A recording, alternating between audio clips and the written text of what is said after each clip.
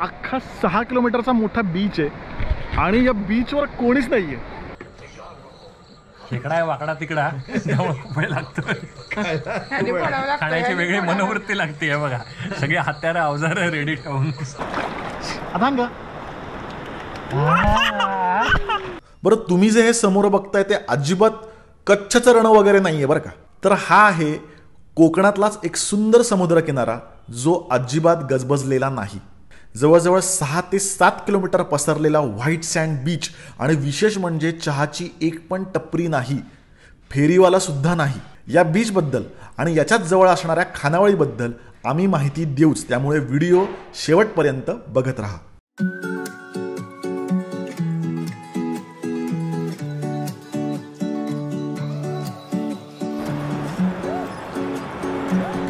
आमची शेवायची खीर छान होती आणि बटाट्याची भाजी was so unique, I tell you. त्यामुळे खूपच भारी होती. तर आम्ही राहत होतो हरिहरेश्वर जवळच्या मारळ गावात. इथे आम्ही कुठे राहिलो, बीच कसा होता, खाण्याचा बेस्ट स्पॉट कुठला, याबद्दल आम्ही 2 सविस्तर भाग बनवले. तर ते तुम्ही बघितले नसतील तर नक्की बघा. त्याची लिंक आम्ही डिस्क्रिप्शन बॉक्समध्ये किंवा इथे स्क्रीनवरती देत आहोत. तर आमच्या ट्रिपच्या शेवटच्या दिवशी आम्ही आरवी बीचला जायचं ठरवलं. म्हणजे बऱ्याच वेळा मी श्रीवर्धनवरनं किंवा हरिहरेश्वरवरनं दिवेआगरला जाताना तो बीच मला दिसायचा. म्हणजे तो समुद्रकड्याच्या शेजारीच खूप मोठा असा व्हाईट सँडचा बीच आहे, पण कधी तिथे गेलो नव्हतो. आता तो खूप छान तिथे डेव्हलप झाला आहे तिथे जाण्यासाठी. इवन तिथे खानावळ पण आहे पेवेकर म्हणून. तर आम्हाला असं वाटलं की आज संध्याकाळ जी आहे ती तिथे स्पेंड करावी. त्यामुळे बघूयात, लेट्स सी. 4:30लाच निघालो आहे, म्हणजे सनसेट तिथे आम्हाला गाठता की. आरवी बीच हे ठिकाण हरिहरेश्वरपासून 25 किलोमीटर तर दिवेआगरपासून 15 किलोमीटरच्या अंतरावरती आहे. खरं तर अंतर खूप कमी आहे, पण रस्ता अतिशय खराब असल्यामुळे जायला 1 ते सव्वा तास लागतो. गेल्या 15 ते 16 वर्षांपासून आम्ही या भागात नेहमी येतोय, पण इतक्या वर्षात हरिहरेश्वर ते दिवेआगर किंवा हरिहरेश्वर ते श्रीवर्धन याचे अंतर्गत रस्ते अजूनही खराब अवस्थेत आहेत. खरं तर कोकणाला निसर्गाचं इतकं छान वरदान लाभलंय आणि पर्यटनाच्या बाबतीत सगळ्यांच्या पुढे जाण्याचा वाव कोकणात आणि कोकणातल्या माणसात असूनही साध्या मूलभूत पायासुविधांसाठी आपल्याला झगडावं लागतंय, याबद्दल नेहमीच खूप वाईट वाटतं. या 25 किलोमीटरच्या अंतरासाठी आम्हाला जवळजवळ 1.5 तास लागला आणि आम्ही आरवी बीचला पोहोचलो. चांगली गोष्ट म्हणजे बीचपर्यंत गाडी जाते आणि इथे पार्किंगची सुविधा सुद्धा आहे.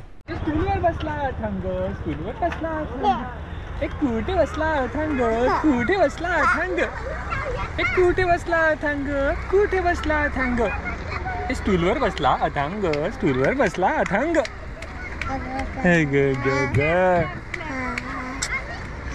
दिवेआगरच्या बीचवर जर खूप गर्दी असेल किंवा तो जर बीच अवॉइड करायचा असेल इस्पेशली वीकेंडला, तर आरवी बीच हा खूप बेस्ट ऑप्शन असू शकतो. कारण बघा, अख्खा 6 किलोमीटरचा मोठा बीच आहे आणि या बीचवर कोणीच नाही आहे.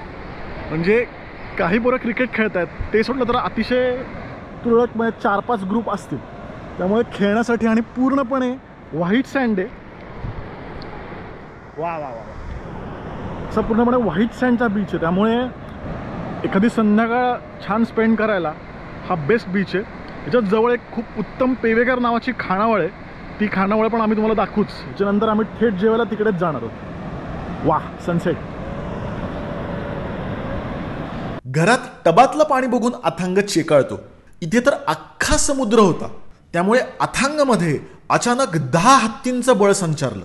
त्यामुळे लाटांना आवरायचं की अथांगला, अशी आमची पंचायत झाली. पण आमची ही उडणारी धांदल आम्ही मनसोक्त एन्जॉय केली. कितीही काळजी घ्यायची म्हणली तरी व्हायचं ते झालंच.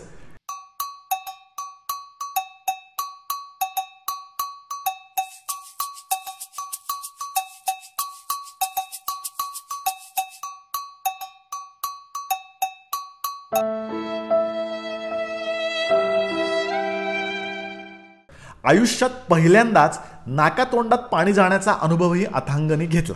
पण फरक काहीच पडला नाही. 22 सेकंद रडून झाल्यावर त्याच उत्साहात 6.5 दात असणारा आमचा शार्क पाण्यात घुसला.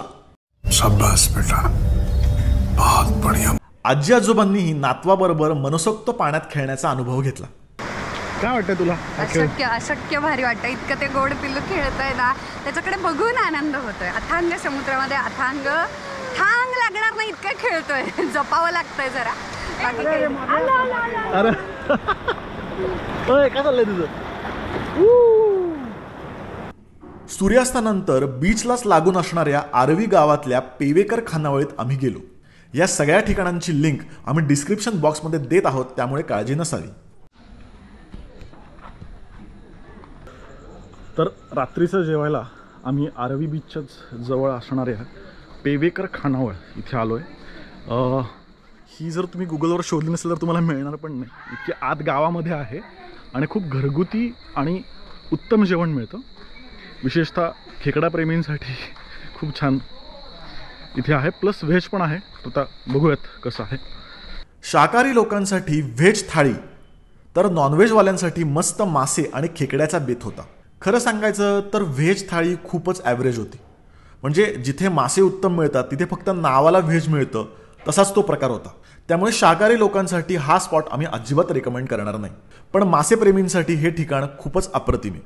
इथली खासियत म्हणजे भरला खेकडा, ज्यासाठी लोक इथे येतात. हा पापलेट आहे, ही सोल कढी आणि ही करी आहे. प्रॉन्सची करी आहे. वा वा. आपल्या व्हेजवाल्यांसाठी काय? व्हेजवाल्यांसाठी खूपच एक्साइटिंग आहे. मस्त बटाट्याची भाजी आहे आणि याच्यामध्ये मस्त उसळ आहे, भात, वरण आणि शेवायची खीर. व्हेजवाल्याला आणि काय लागतं? व्हेजवाला एकदम संतुष्ट असतात. आणि काय पाहिजे? शेवट वाक्य पाहिजेच. वेदा काय म्हणणार तुझं? काय नाही खूप छान. अजून टेस्ट नाही केली पण मला बघून तरी वाटतंय की खूप भारी असणार आहे. ओके. आणि यांचं झालेलं आहे. याचं काय काय खाल्लं? आम्ही आधीच छान आधीच छान छान म्हणतो आपण. काय खाल्लं? काय खाल्लं? आम्ही खाल्ल्यावर तर या खेकड्याचे आपण रिव्ह्यूज घेऊया. काय काय म्हणणं आहे? खेकडा कसा वाटला? खेकडा आहे वाकडा तिकडा, त्यामुळे खूप वेळ लागतो. खाण्याची वेगळी मनोवृत्ती लागते आहे बघा. सगळे हत्यारं अवजार रेडी ठेवून. अनुजा काय म्हणणं? खेकडा इज नॉट माय थिंग. त्याला खूप पेशन्स लागतो आणि म्हणजे एकदा एक खेकडा समोर आला की 2 तास ते एकावरच काम करावं लागतं. त्यामुळे मी आपलं क्विक फिक्स माझे हे फेवरेट आहे, पण ट्राय करायला खूप छान आहे. म्हणजे फक्त करणाऱ्याला सुद्धा खाणाऱ्यालाही कष्ट घ्यावे लागतात. हो, उन्मनीचं ॲब्सोल्युटली. हो. काय उन्मनी तुझं काय म्हणणं आहे?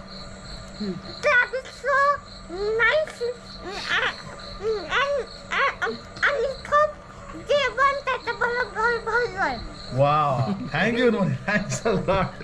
ते खरंच उत्तम सांगितलं sir. Crab is so nice. त्याच्याबरोबर जेवण भरलंय. किती छान. तुझ्याकडे काय? हो ना. मस्त फिश खरंच खूप छान आहे. प्रॉन्स फार कमाल आहेत ॲक्च्युली. मला आमची शेवायची खीर छान होती. एवढं सांगायचं होतं. कोकणाच्या सिरीजचा हा आमचा शेवटचा भाग. परत लवकरच कोकणात आमची चक्कर होईल तेव्हा नवीन इंटरेस्टिंग व्हिडिओ घेऊन आम्ही येऊच. पण त्याचबरोबर दर बुधवारी ट्रॅव्हल, फूड आणि लाईफस्टाईलचे इंटरेस्टिंग व्हिडिओज आम्ही घेऊन येत आहोत. त्यामुळे बुधवार चुकवायचा नाही. आणि या चॅनलवरती नवीन असाल तर सबस्क्राईब करायला अजिबात विसरू नका. भेटूयात पुढच्या बुधवारी नवीन विषयाबरोबर, नवीन व्हिडिओबरोबर. तोपर्यंत हॅपी जर्नी.